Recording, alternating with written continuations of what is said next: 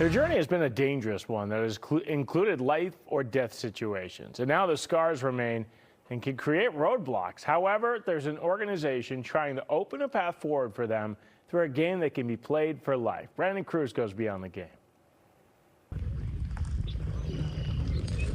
There are very few places as special as Erin Hills Golf Course, especially when it comes to getting a golf lesson from PGA professionals. It hones in on what I need to work on, correct, and hopefully better my game and lower my handicap a little.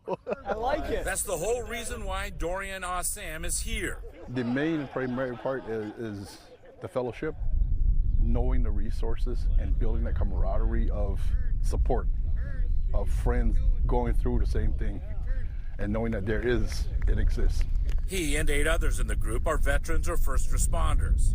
They're attending a 4-day camp hosted by The Next 18, a nonprofit organization created in Wisconsin that uses golf to help them with their mental health. Through the game of golf, there's a lot of intrinsic value that touches on what we touch on, where mindfulness, practice, breath work, and we use those tools to educate about developmental trauma, moral injury, complex PTS. A veteran himself and a Wisconsinite, Matt McDonald, started The Next 18 to help others who have been in similar places as him find a path forward.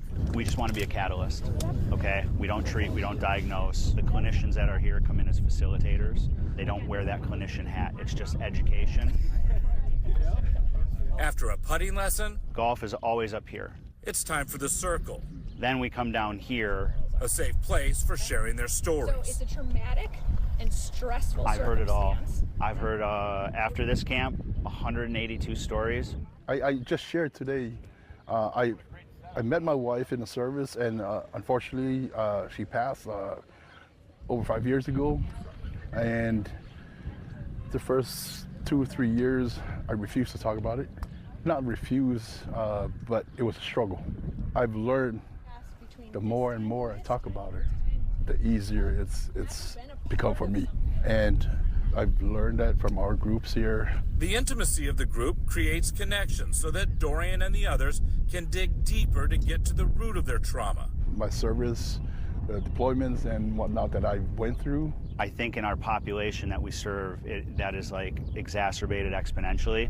And then you go into these positions where your sole job is to take care of humans. And inevitably someone's gonna die, someone's gonna get killed. You're gonna have to do something that destroys your compass. Just to seek that help and the understanding from others that have gone through it. Because if they can provide me with thoughts and ideas to cope with and what they've done, I can take that on and it will help me get better.